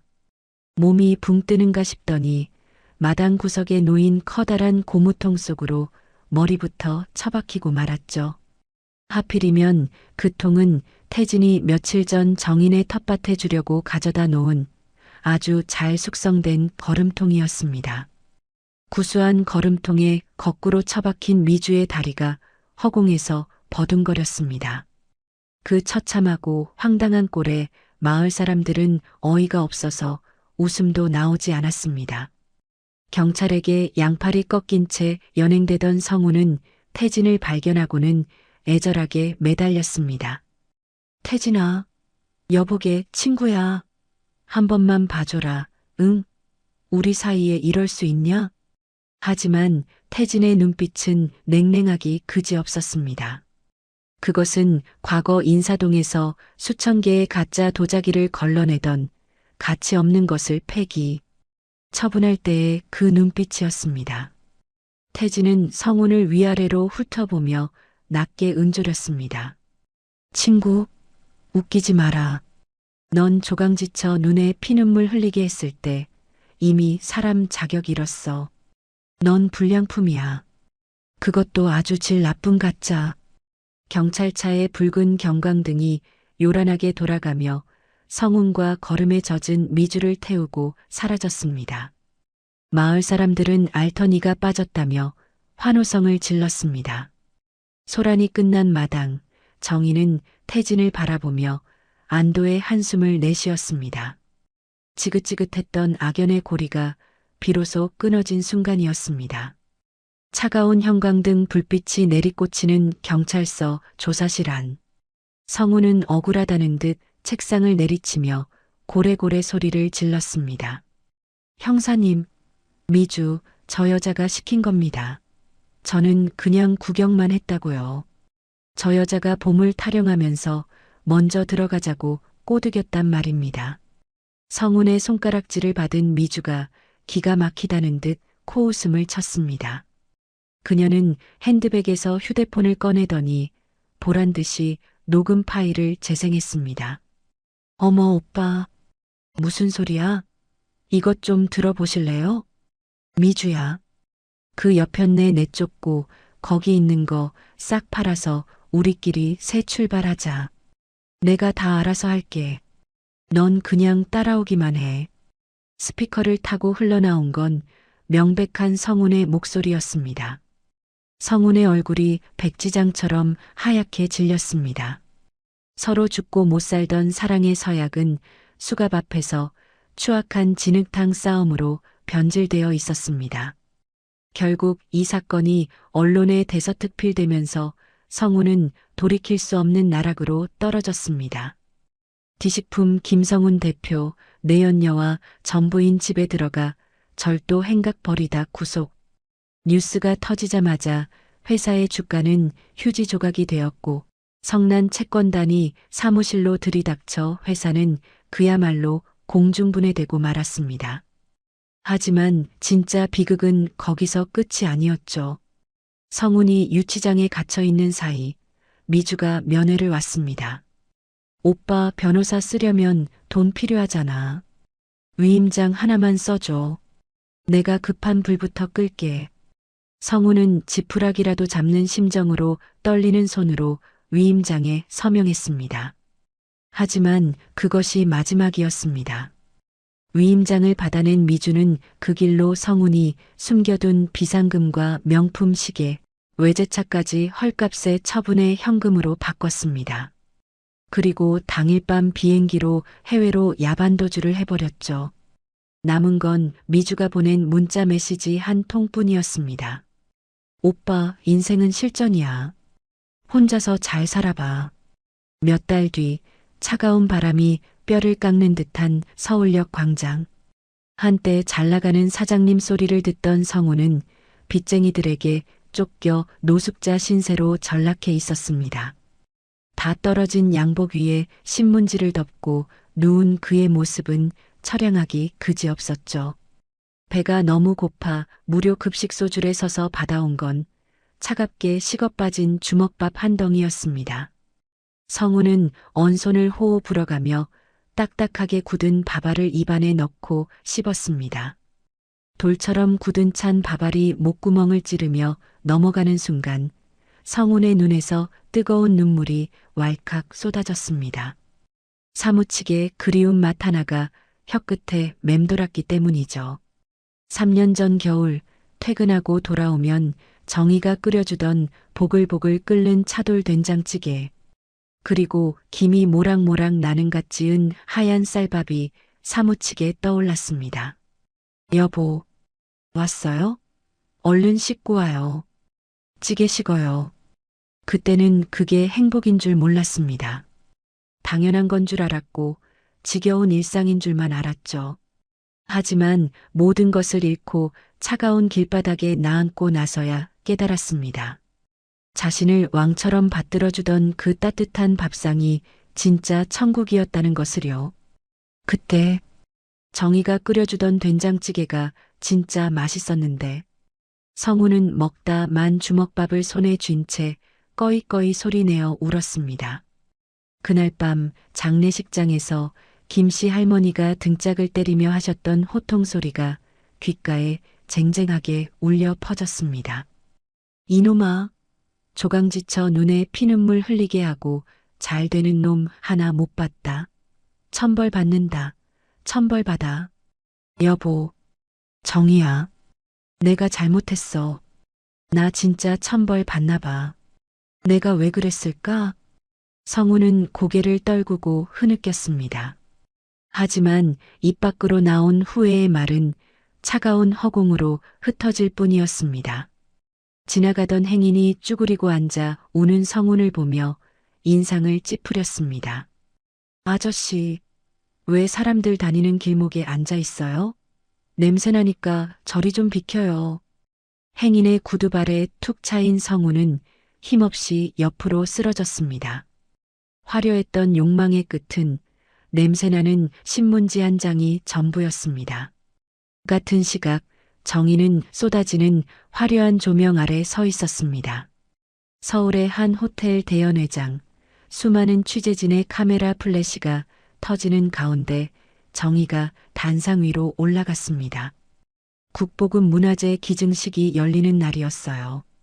장관이 정희의 목에 훈장을 걸어주며 손을 맞잡았습니다. 유정희 여사님, 귀중한 유물을 국가에 기증해 주셔서 정말 감사합니다. 이 유물들은 우리 역사의 큰 자랑이 될 겁니다. 정희는 수줍지만 당당한 미소로 고개를 숙였습니다. 객석 맨 앞줄에는 말끔한 정장 차림의 태진이 앉아 있었습니다. 그는 그 누구보다 자랑스러운 눈빛으로 자신의 사랑하는 여자를 바라보며 힘껏 박수를 보내고 있었죠. 정희는 태진의 도움으로 벙커에 있던 유물 중 일부를 정당하게 경매에 붙여 막대한 자금을 확보하기도 했습니다. 그리고 나머지 역사적 가치가 높은 도자기들은 국가에 기증하고 시어머니가 아끼시던 생활 유물과 그릇들은 직접 관리하기로 결심했죠. 계절이 바뀌어 따뜻한 봄바람이 불어오는 어느 주말, 정인의 흙집 옆 부지에 번듯한 한옥 건물 하나가 들어섰습니다. 현판에는 힘있는 글씨체로 정의 유물박물관, 그리고 전통 찻집 도호라고 쓰여 있었습니다. 어머니가 평생 아끼시던 낡은 항아리와 다듬이돌들이 예술 작품처럼 전시된 공간이었죠. 정희는 100년 된 흙집을 허물지 않고 원형 그대로 보존하여 고즈넉한 전통 찻집으로 재탄생시켰습니다. 개관식 날 박물관 마당은 축하하러 온 손님들로 발 디딜 틈이 없었습니다. 고운 옥색 한복을 차려입은 정희가 손님들을 맞이했습니다. 과거 아궁이 앞에서 쭈그려 앉아 눈물 훔치던 모습은 온데간데 없었습니다. 허리를 꼿꼿이 펴고 은은한 미소를 머금은 그녀에게서는 우아하고 기품 넘치는 관장님의 아우라가 뿜어져 나왔죠. 관장님, 축하드립니다. 박물관이 너무 멋져요. 감사합니다. 편하게 차 드시고 가세요. 한편 주차장 한쪽에서는 태진이 땀을 뻘뻘 흘리며 손님들의 주차를 안내하고 있었습니다. 그는 항상 정의를 위해 꾸준히 일을 도맡아 했습니다. 사랑하는 정의를 돋보게 해주고 배려해 주려는 깊은 마음이었죠. 잠시 짬이 나자 정의가 손수건을 들고 태진에게 다가갔습니다. 태진 씨, 이리 와요. 땀 좀 닦아요. 오늘 고생 너무 많이 하네. 정의가 까치발을 들고 태진의 이마에 송글송글 맺힌 땀을 닦아주었습니다. 태진은 그런 정의의 손을 살포시 잡으며 환하게 웃었습니다. 고생은요. 정희 씨가 저기서 저렇게 빛나는 걸 보니 저는 안 먹어도 배가 부릅니다. 두 사람이 서로를 바라보며 꿀 떨어지는 눈빛을 교환하던 그때였습니다.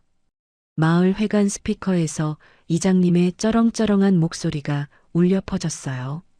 아, 마이크 테스트. 동네 사람들, 다들 듣고 계시죠? 이번 주말에 우리 박물관 마당에서 아주 큰 잔치가 있습니다요. 손님들의 시선이 일제히 스피커로 향했습니다. 우리 정희 여사님하고 태진이가 드디어 전통 혼례를 올리기로 했습니다. 칙칙한 호라비 태진이가 드디어 구제를 받았네요. 멸치국수 팍팍 삶고 떡도 칠 거니께 한 명도 빠짐없이 와서 이 늙다리 새신랑 등짝 좀 두들겨 주셔요. 알겠죠? 얼쑤. 이장님의 기습 발표에 마당에 있던 마을 사람들이 환호성을 질렀습니다. 와, 경사났네, 경사났어.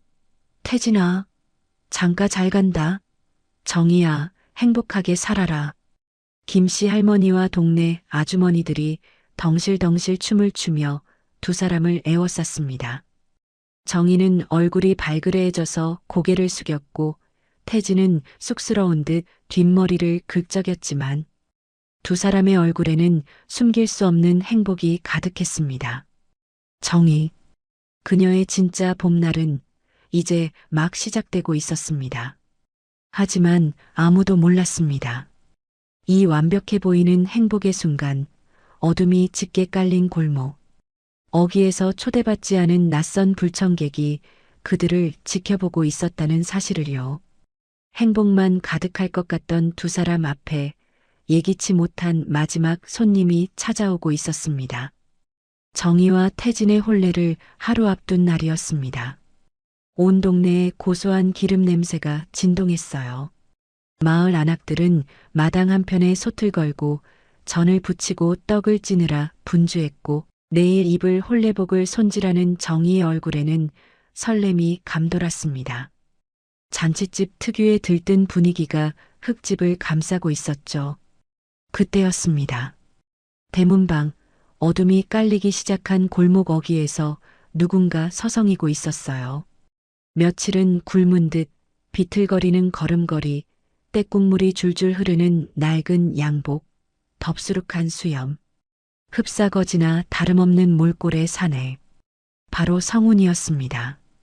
그는 빚쟁이들에게 쫓겨 서울역을 전전하다가 바람결에 실려온 고소한 밤 냄새에 이끌려 무작정 이곳까지 흘러들어온 것입니다. 마침 마당에서 태진과 함께 내일 쓸 식재료를 정리하던 정희가 대문 틈으로 그 그림자를 발견했습니다. 아니, 당신은? 정희가 믿을 수 없다는 듯 입을 열자 성운이 힘없이 고개를 들었습니다. 눈이 마주친 순간 성운은 다리에 힘이 풀린 듯 그 자리에 털썩 무릎을 꿇었습니다.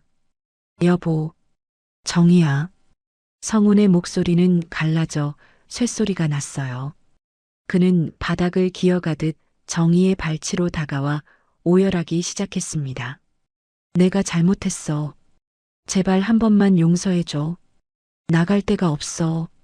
과거에 기세등등하던 모습은 온데간데 없고 그저 살려달라고 애원하는 초라한 한 남자만이 남아 있었어요.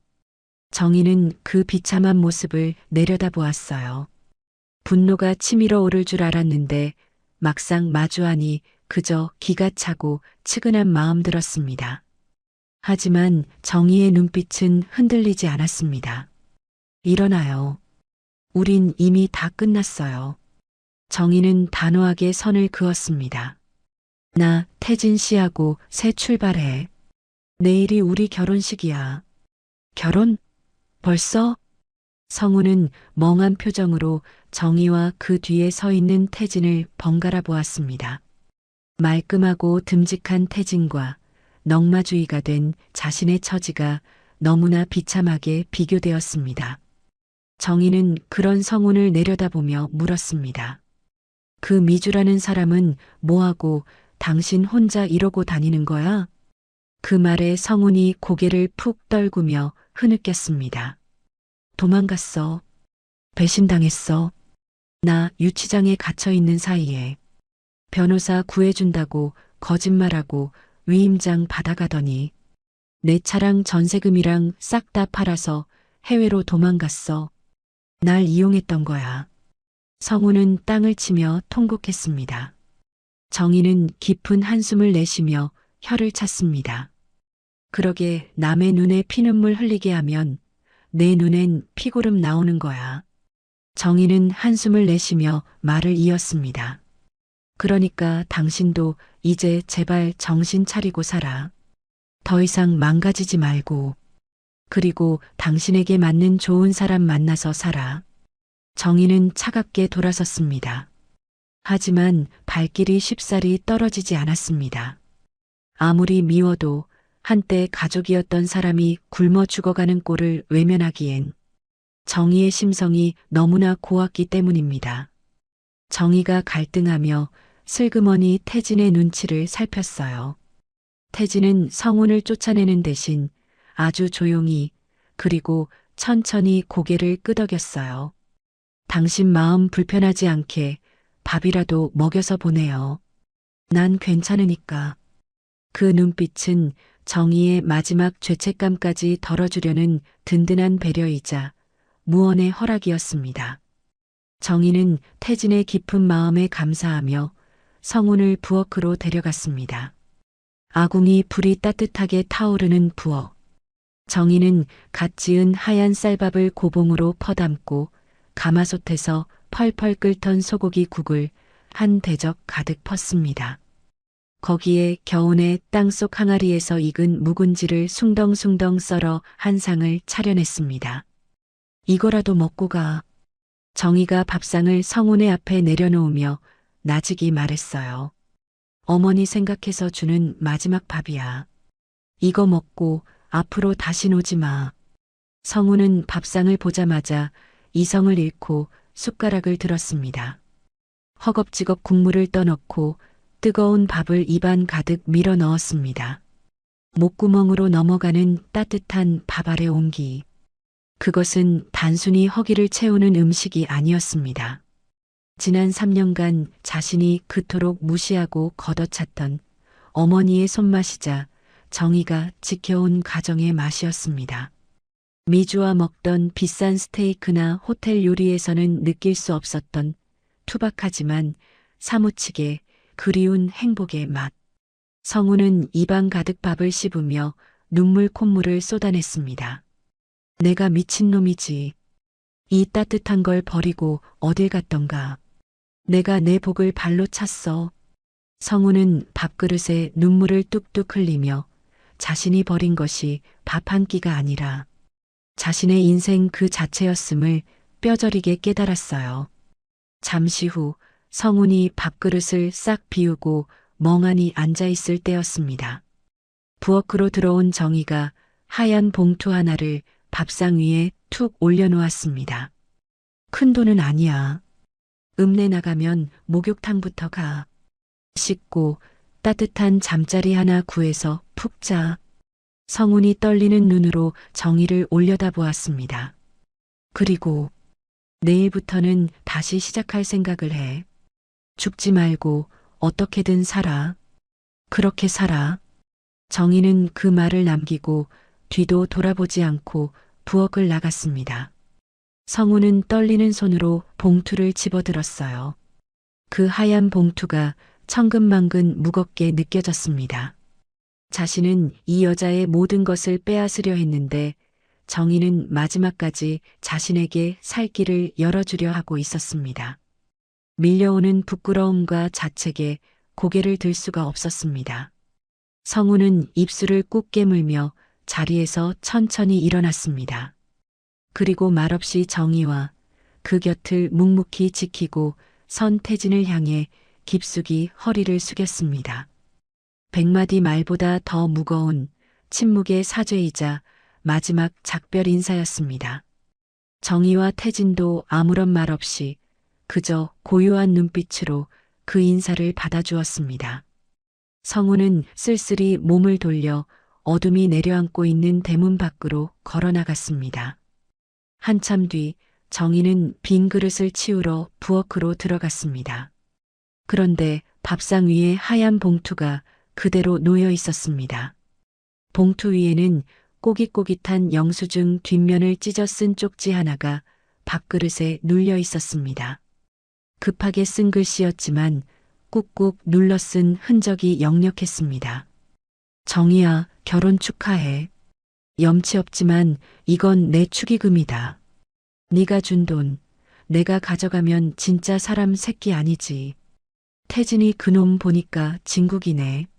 나 같은 쓰레기는 잊고 부디 행복하게 잘 살아라. 정말 미안했다. 행복해라. 정희는 쪽지를 쥔 채 멍하니 서 있었습니다. 가슴 한구석이 찡해지면서 오랫동안 묵혀두었던 미움의 덩어리가 비로소 녹아내리는 기분이었습니다. 그때 태진이 부엌으로 들어왔습니다. 그는 말없이 정희의 곁으로 다가왔습니다. 여보, 이것 좀 봐요. 정희의 목소리가 가늘게 떨렸습니다. 쪽지를 받아든 태진은 잠시 글을 읽더니 따뜻한 손길로 정희의 어깨를 감싸 안았습니다. 그래요. 성훈이도 이제 마음 편하게 떠났을 거예요. 당신 마음의 짐 덜어주려고 그런 것 같네요. 태진은 쪽지를 곱게 접어 봉투 옆에 두었습니다. 두 사람은 부엌 문턱에 나란히 서서 성훈이 사라진 캄캄한 대문 쪽을 바라보았습니다. 어둠 속으로 사라진 뒷모습은 쓸쓸했지만 그 발걸음은 이전보다 조금은 가벼워 보였을지도 모릅니다.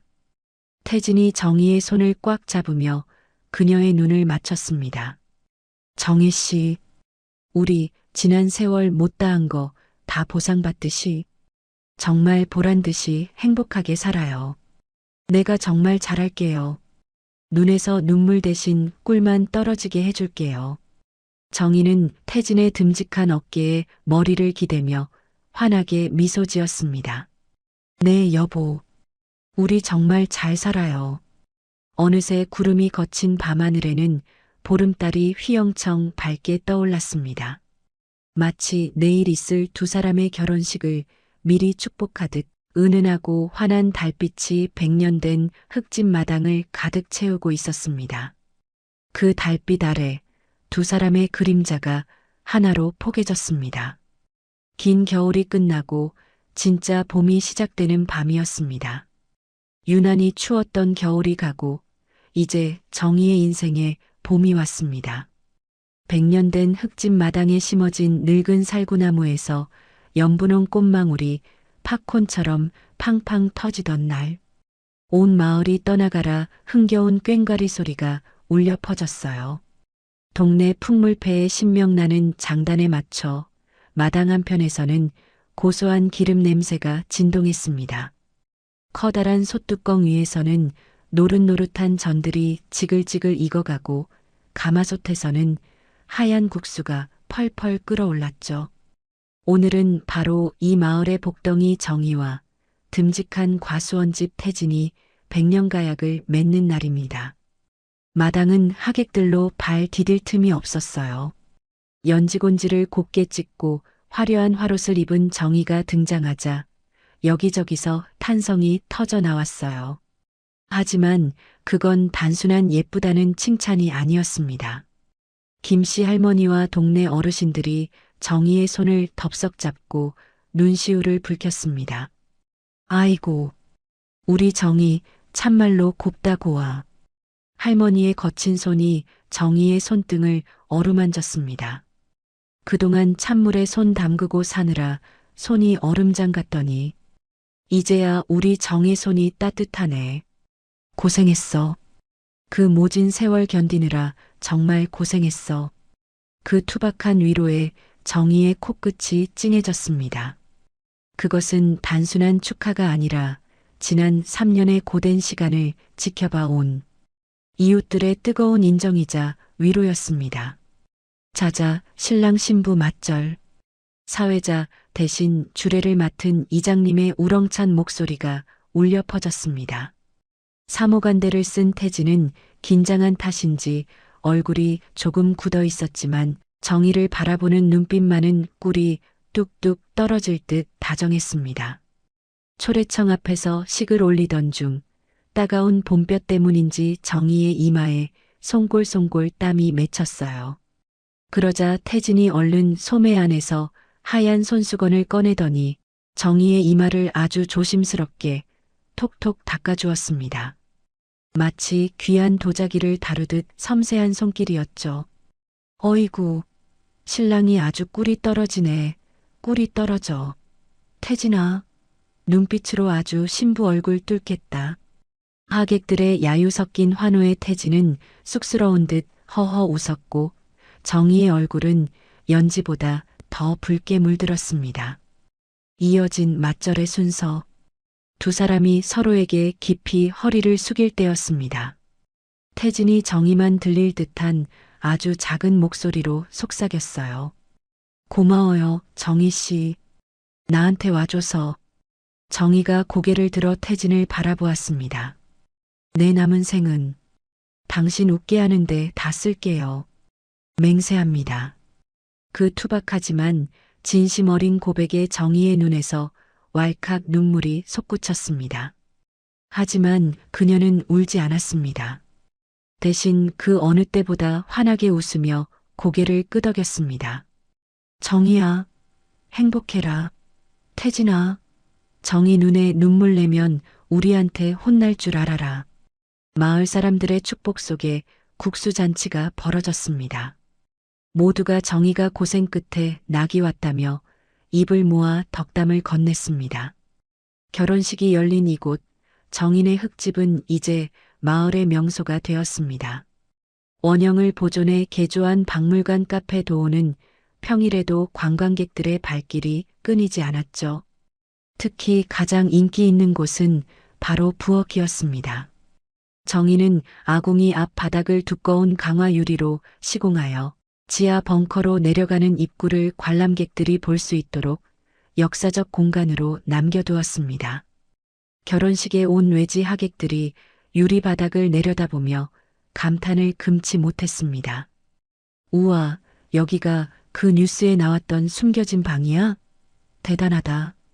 옛날 아궁이를 그대로 살려서 이렇게 만들다니. 진짜 멋지네.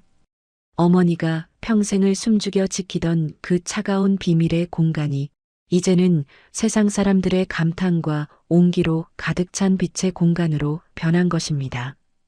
식이 거의 끝나갈 무렵, 정희는 잠시 하객들의 시선을 피해 부엌으로 들어왔습니다. 화려한 홀레복을 입은 채 그녀는 아궁이 앞에 섰습니다. 정희는 마음속으로 어머니를 불렀습니다. 어머니, 보고 계시나요? 그토록 춥고 무섭던 이 아궁이가 이제는 세상에서 제일 따뜻한 곳이 되었어요. 어머니가 남겨주신 이 온기, 저 태진 씨랑 나누면서 정말 잘 살게요. 사랑받으면서 보란듯이 행복하게 살게요. 정희의 눈가에 맺힌 눈물이 보석처럼 반짝였습니다. 그때였습니다. 어디선가 하얀 나비 한 마리가 팔랑팔랑 날아왔습니다. 나비는 부엌을 한 바퀴 돌더니 정희의 어깨 주위를 빙글빙글 맴돌았습니다. 마치 어머니가 그래, 내 딸. 오늘 정말 예쁘구나. 하고 어깨를 다독여주는 것만 같았습니다. 정희가 손을 뻗자 나비는 잠시 손끝에 머무는가 싶더니 봄 햇살이 쏟아지는 마당 쪽으로 날아갔습니다. 정희 씨, 여기서 뭐해요? 신랑 태진이 부엌 문턱을 넘어 들어왔습니다. 그는 정희의 곁으로 다가와 따뜻한 손으로 그녀의 손을 꽉 잡았습니다. 사람들이 다들 사진 찍자고 난리예요. 가요. 주인공이 빠지면 안 되죠. 그래요, 가요. 여보. 두 사람은 마주보며 환하게 웃었습니다. 그리고 잡은 손을 놓지 않고 햇살 속으로 함께 걸어나갔습니다. 마당에는 온 동네 사람들이 모여 있었습니다. 가운데 자리에 정희와 태진이 앉고 그 뒤로 김씨 할머니, 이장님, 풍물패, 그리고 마을 사람들 모두가 옹기종기 모여 섰습니다. 자, 다 같이 웃으세요. 하나, 둘, 셋. 김치. 사진사의 외침과 함께 셔터가 눌렸습니다. 경쾌한 셔터 소리가 울려 퍼지는 그 순간 사람들의 한박웃음이 사진 속에 그리고 이곳에 모인 모두의 가슴 속에 영원히 담겼습니다. 마치 세상의 모든 시계가 멈춘 듯 벅차고 찬란한 행복의 순간이었습니다. 돌아보면 참 춥고 긴 겨울이었습니다. 도무지 끝날 것 같지 않던 그 어두운 터널 속에서도 결국 해는 뜨고 봄은 오더군요. 지금 이 순간 인생의 혹독한 추위 속에 떨고 계신 분들이 있다면 부디 포기하지 마세요. 저 같은 사람에게도 기적처럼 봄이 왔듯이 잘 참고 견뎌낸 여러분의 삶에도 반드시 눈부신 꽃이 피어날 겁니다. 긴 겨울을 지나 스스로의 힘으로 봄을 피워낸 여자. 자신을 올가매던 불행의 굴레를 벗어던지고 이제야 비로소 삶의 진짜 주인이 된 정희. 그녀는 태진의 손을 잡고 따스한 햇살 속으로 당당하게 걸어나갔습니다. 어둡고 차가웠던 지난날은 이제 안녕. 앞으로 펼쳐질 정의의 눈부신 미래에는 언제나 향기로운 꽃길과 따뜻한 봄볕만이 가득할 것입니다.